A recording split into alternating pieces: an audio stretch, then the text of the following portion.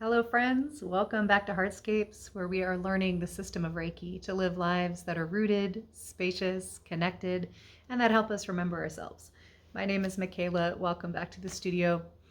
A couple of months ago, this channel passed a milestone, at least as far as YouTube is concerned. That was reaching 1,000 subscribers. And I posted a video just kind of briefly celebrating that with all of you, just filled with gratitude for those of you who have chosen to be with me here in this space and to, for hopefully receive something of value from what I have to share here. And in that video and in our Facebook group and in other places, I invited people to submit questions that you might have for a 1,000 subscriber Q&A video. And this here is that video, at least the first one. So I have a collection of about 7 questions here.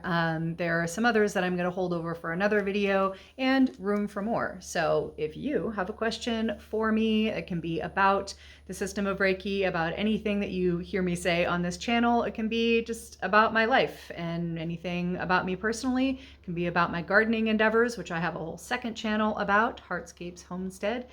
And just really whatever is on your mind. I will endeavor to answer as many of them as I can. For today, I'm going to work through the questions that were submitted through that original request, and I'm going to invite you to share what your responses would be to any of these questions that stick with you, that you feel like you have a response to from your own practice, your own experience.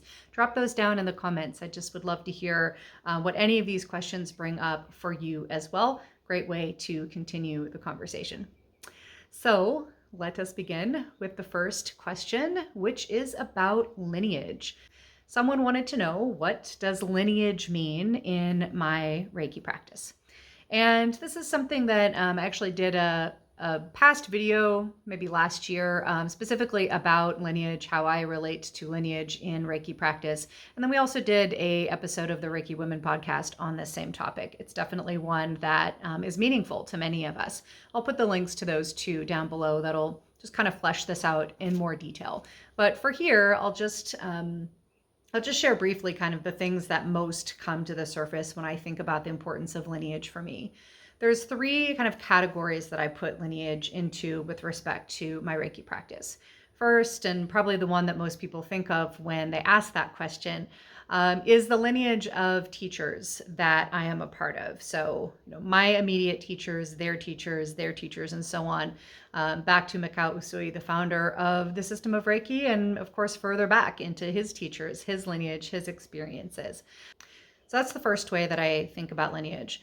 Secondly, my own personal lineage. So my ethnic and cultural background, the people that I am from, of course that includes my nationality as an American and my ethnicity as a mix of a variety of European cultures, some of which I know more specifically and some of which I have researched and feel more connected to. So my personal lineage, which of course is very different than the lineage of the system of Reiki, which comes from Japan. My lineage comes from Europe.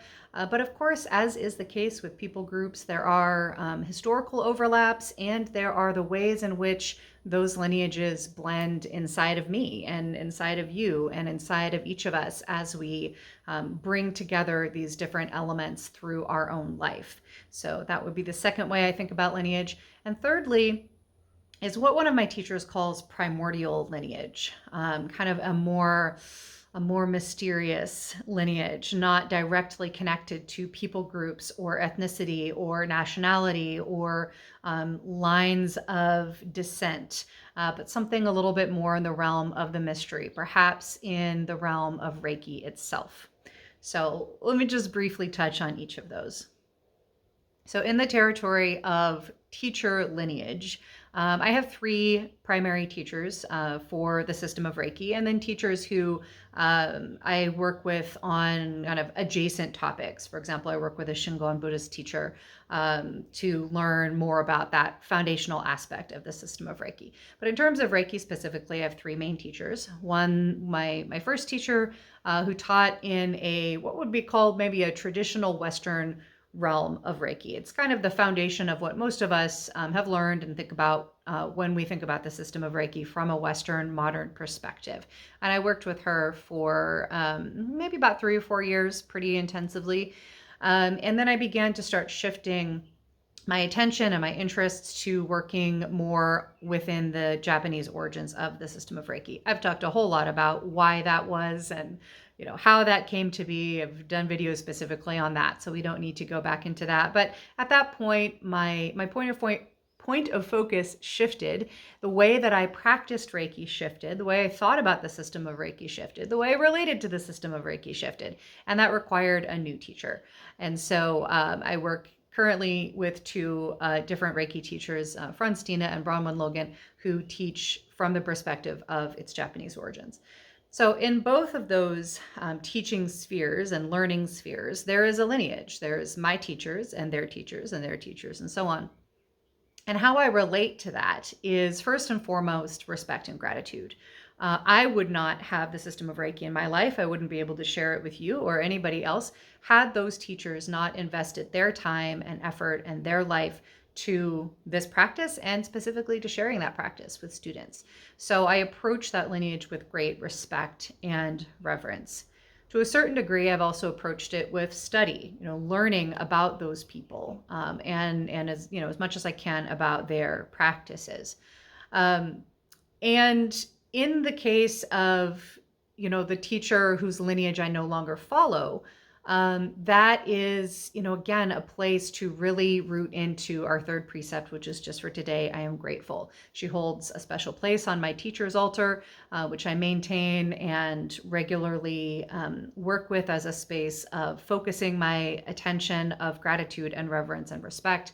It's a very alive space in my studio, and she holds a special place in that.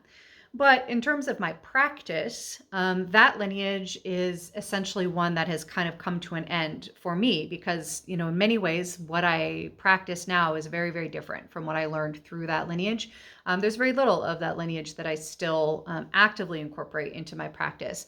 But those experiences, those touch points, the people that I got to meet inside of that context are very dear to me and are very much part of my lineage as a Reiki practitioner.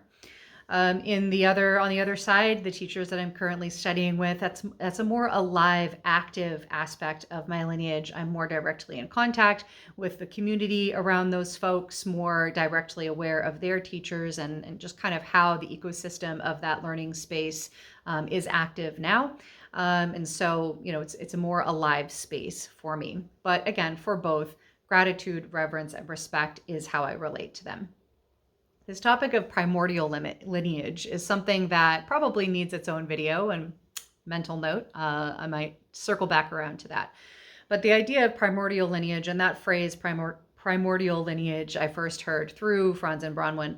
And it's really talking about the lineage of life itself, the lineage of Reiki itself, which all of us are inheritors of, all of us are bearers of.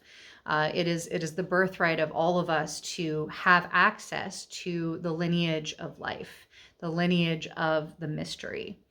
And one of the ways that I think about primordial lineage is in kind of observing the phenomenon that happens where certain pieces of wisdom, of knowledge, of truth, concepts, ideas will spontaneously erupt within human societies, human minds, individuals, communities in very different parts of the world in different times, independently of each other.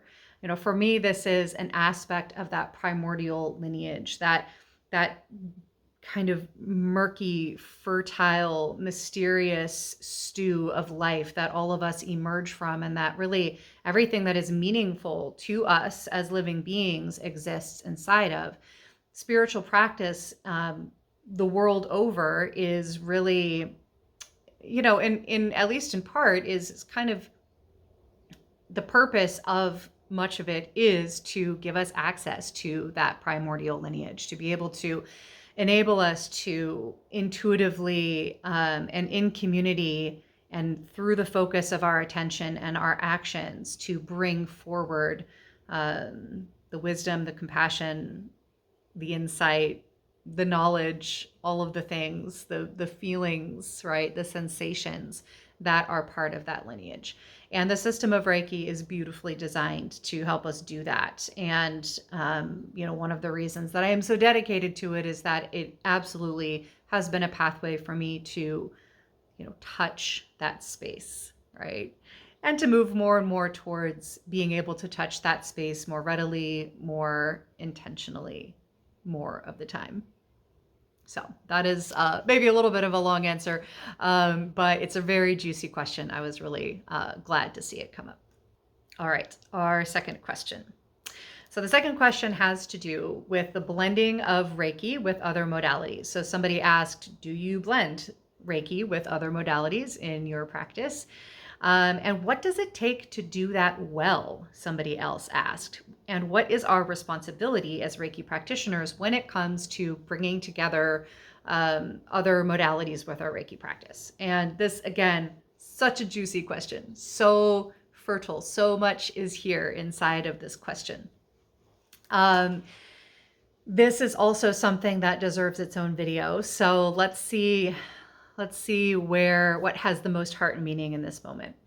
So I would say firstly that this feels really connected to that second point of lineage that I talked about. Each of us has our own personal lineage that comes through who we are, right? What our ethnic makeup is, our nationality, the specific things that we have learned throughout our life, other modalities we have practiced that we're connected to for whatever reason we are. And it's very natural for us to take those things, to bring them together, to make sense of them, to make coherence of them in our life and in our practice, whether that be a personal practice or one that we share with other people. It's completely natural to do that. And it's very important to me, and I very much advocate for all of you, that we do that with intention, that we do that with mindfulness. To that second question, what does it take to do that well? And I think I'm actually going to start with that second question and then circle back to the first one of do I do that? But let's begin with the question of how to do it well. So I think the simple way of answering that is to do it well requires us to have a respectful, deep relationship with each of the modalities that we bring into our life and our practice and that we might seek to blend with each other. Oftentimes we do learn bits and pieces of different modalities, different traditions from different cultures, and don't necessarily have a complete understanding of them or a complete relationship with them. And from that perspective, it can be a little bit, I think, potentially irresponsible to begin blending things that we don't have understanding and relationship with, especially if we're talking about in a practice that we're sharing with other people, in particular in any kind of teaching capacity. In our personal practice, I think these things are still absolutely true and applicable, but maybe the edges are a little bit softer. But either way, for me, how to do that well involves having as deep a relationship as we can with each of those modalities, understanding that we're not going to have a perfect and complete relationship and understanding, especially if we're talking about modalities that come from cultures that we are not a part of. There's a whole context that we just don't have in our bodies and or in our psyche unless we've really spent time inside of that culture. But there are absolutely ways of learning and taking on practices from anywhere that are respectful and that are really paying attention to what that relationship looks like and honoring them as well as we can.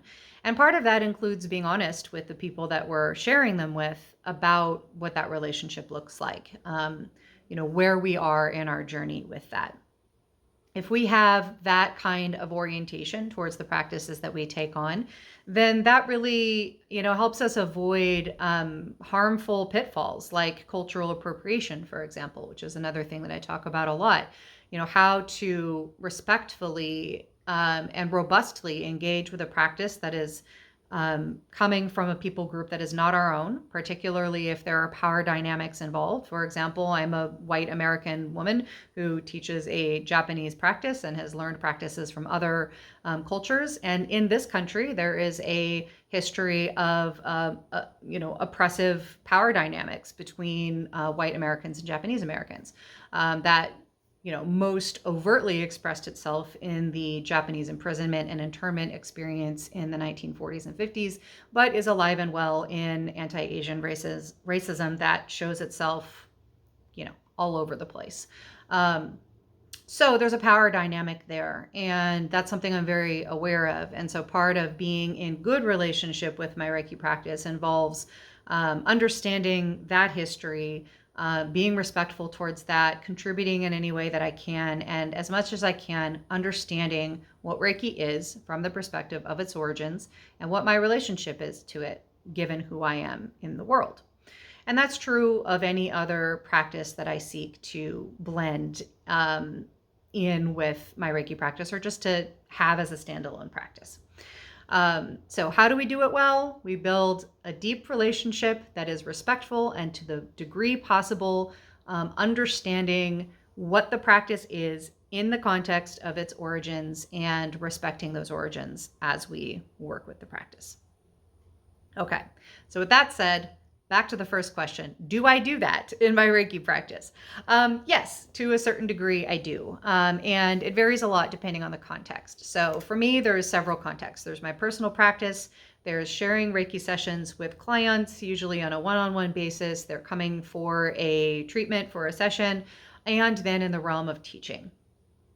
In the realm of teaching is where I have the opportunity, firstly, the space to potentially integrate other practices, and the space to explain and contextualize those practices for the people involved in a greater degree.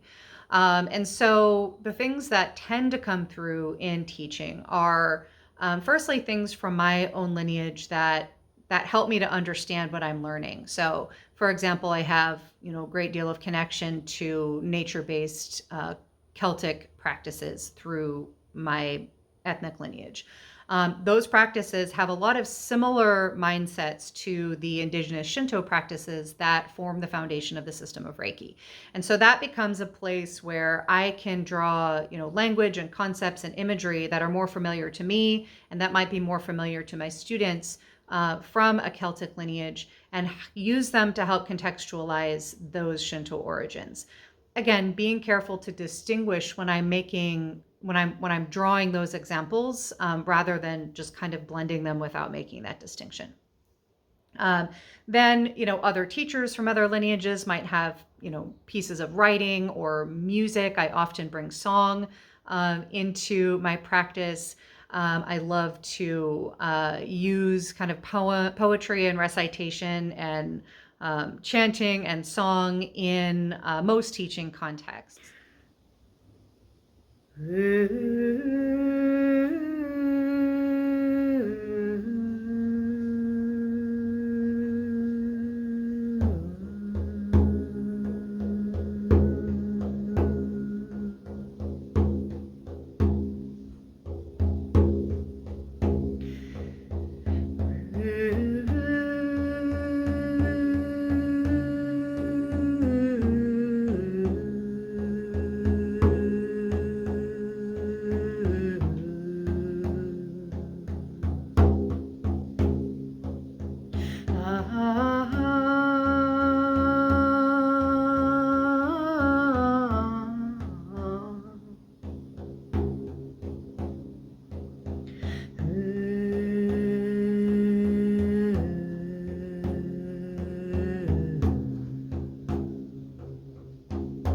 When I'm doing that, those songs will come from different places, right? They'll come through the Shingon chanting practices that are part of the foundation of the system of Reiki, and they'll come through my Celtic lineage. They'll come through pagan communities I'm a part of. They'll come from my own imagination. I'll invent songs. They'll come from other types of organizations that I've been a part of. So I very routinely blend song, poetry, voice, chanting, those sorts of things into my teaching. And again, contextualizing them as much as I can. To a lesser degree, I also bring those things into my one-on-one Reiki sessions. And the way that I orient towards a Reiki session is that it's first and foremost a Reiki session. So my sessions tend to be very simple. I've experienced sessions from other people that are quite complex, that bring in a lot of different modalities, a lot of different elements from other traditions, and those can be lovely. And generally, the practitioners I work with do have a very strong grounding in the modalities that they use. For me, my preference, what feels the most clean and effective for me, and hopefully for my clients, is to keep those sessions very simple. And so for the most part, my Reiki sessions are a very simple sharing of the Tenohira aspect element of the system of Reiki. Tenohira meaning palm healing, and maybe a little bit of teaching of some of the breathing practices within the elements of the system of Reiki for them to take with them. So that's the baseline, and that's the majority of what happens in my Reiki sessions. Depending on what the person brings, what they've asked for, the results that they're hoping for, there are other things that I might suggest that we bring in. Again, contextualizing those things, explaining where they're coming from and why we might bring them together. Because why matters quite a bit, right? If we have, we just kind of bring things together because we like them, less effective than if we bring them together because there's specific resonance between those modalities that benefit being together. So we'll talk about that, and I'll get their permission, if they think that that is a good thing to do. So some of those modalities include EFT tapping, emotional freedom technique tapping, which is something that I've been trained in that I find very effective. It's a very different practice from the system of Reiki. Sometimes it is exactly the medicine that somebody needs. I might recommend that we learn that. I also practice the system of soul collage. I might recommend that we do some soul collage for some internal experiencing, but that would happen separate from a Reiki session. It wouldn't happen inside of the Reiki session necessarily. I will bring, again, song and chanting and occasionally drumming. The drumming comes from a 2-year period where I did some shamanic practitioner training. I was actually intending to stay in this training for the full 6-year cycle of this apprenticeship with this teacher. And at a certain point, there just was a dissonance between what felt like the right path for me to go on for that training, what felt in good integrity to me, and what the teacher was wanting to do, where she was wanting to guide the group. There was just kind of a break there in value system and some other things. And so I didn't get to finish that training. And so it's a place that I feel more hesitant to bring in outside of my personal practice. It's something that's very much alive in my personal practice. But in terms of sharing it with other people, there are pieces of it that I feel really competent in, and I feel really grounded inside of. And there are other pieces that I do not, that I didn't really get a chance to learn or to practice properly. And so I just don't include them. I don't want to make it up, right? That's a point of sadness for me. I really was committed to this 6-year apprenticeship. And I wish that I had learned more, and perhaps we'll circle back to it with another teacher at some time. But for now, I'm really grateful for my relationship with the drum, with sound, with rhythm, with patterns, and again, with that emphasis on nature, which is very coherent with the system of Reiki, that emphasis on nature as our greatest teacher, as the source of any kind of healing or power or mystical energy that we might be experiencing or might be made of.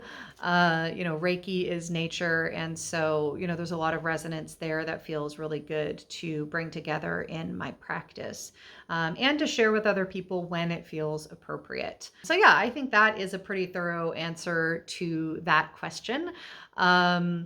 Of how and do I blend different modalities, and how other practitioners might think about how to do that well. Okay, so since these questions have been so juicy, and obviously I can talk about them all day long, I'm going to split this first list into 2 videos so that it isn't just completely massive. So we're going to do one more question from this first list, and then we will do a second video with the next set of questions. And again, keep them coming. If there's anything else that you would like me to respond to, please share them down below. And as a reminder, please do share your responses to any of the questions that I'm talking about in these videos down below. So our last question for this video is, if you could bring the system of Reiki into any place, any group, any organization, any space at all, what would it be and why? Another juicy question. So my mind went in 2 directions with this one. One in the realm of audacious wishes and hopes, right? Like beyond immediate capacity. Like if you could do anything, right? If nothing was in the way, what would you do? If you could bring it literally anywhere, including places I do not actually have access to and probably will never have access to. So that's one direction, kind of the realm of fantasy, but also, who knows? Someone might bring it into these spaces if we speak it into being. And then in the more practical realm, literally, where would I like to, what do I have access to that I could bring the system of Reiki to? So if I start with the fantastical, I would bring the system of Reiki into the highest levels of government in every nation on this planet. I would make it so that practices that have us pause, that have us get really clear about ourself, that help us to stay grounded, spacious, and connected. These are the 3 fundamental embodied sensation experiences that the system of Reiki brings into our life. A feeling of deep grounding, security, stability, a strong foundation, a resourced, nourished, nurturing place that comes from the earth and comes from our physical body. That first diamond energy of focused, nourished stability, grounding, rootedness.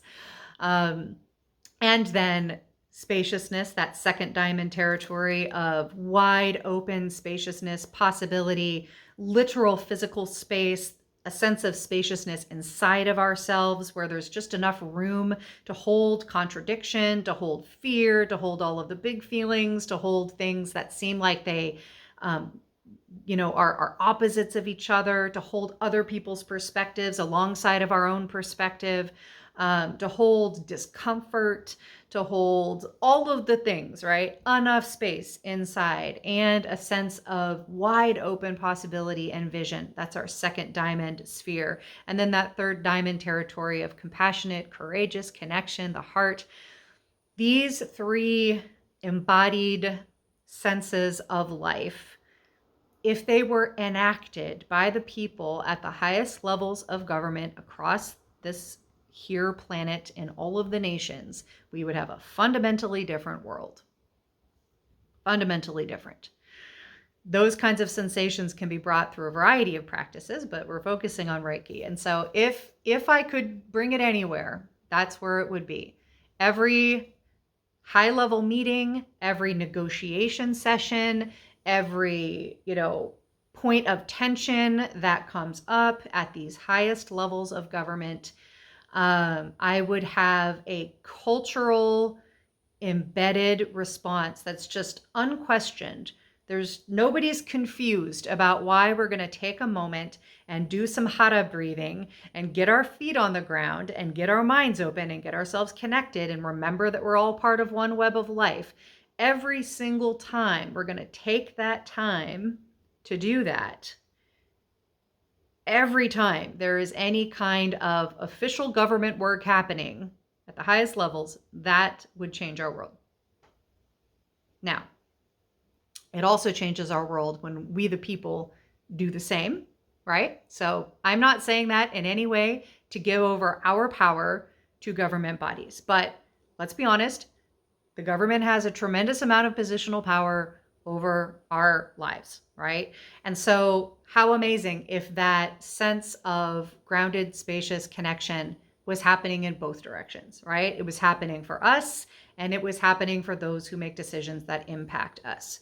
That would change the world. So, that's the fantasy. On a more realistic basis, right? Me personally, Michaela, living here in Central California, with the particular connections that I have, the interests that I have, where would I want to bring the system of Reiki? Um, a lot of places. It's like when I ask, like, really, where is my heart called to be of service? There's a couple of things that come to mind.